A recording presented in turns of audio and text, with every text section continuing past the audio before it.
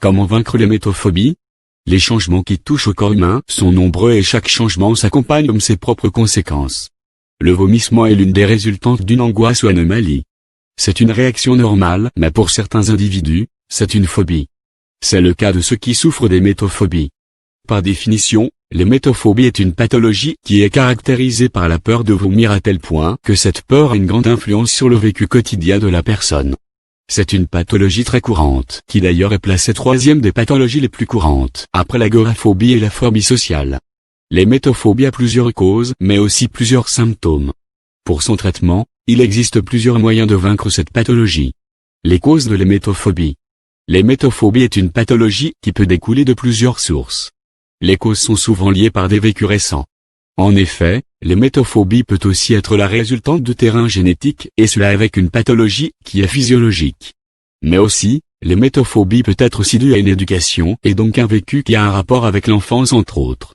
L'hémétophobie peut aussi être la résultante d'un vécu traumatique à un rapport avec le vomissement. Elle peut subvenir après avoir vécu, par exemple, une chimiothérapie anticancéreuse à des troubles digestifs. Il peut aussi arriver que l'hémétophobie soit la conséquence d'une phobie sociale et cela engendre la peur de vomir devant le regard des gens.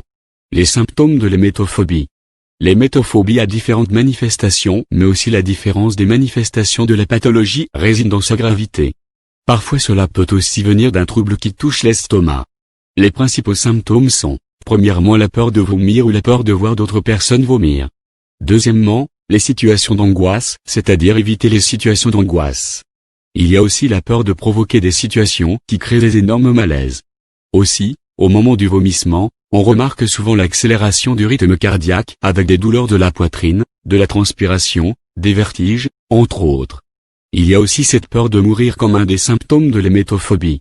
On peut aussi noter le symptôme de l'amaigrissement et cela avec la peur de consommer des aliments qui peuvent aboutir au vomissement.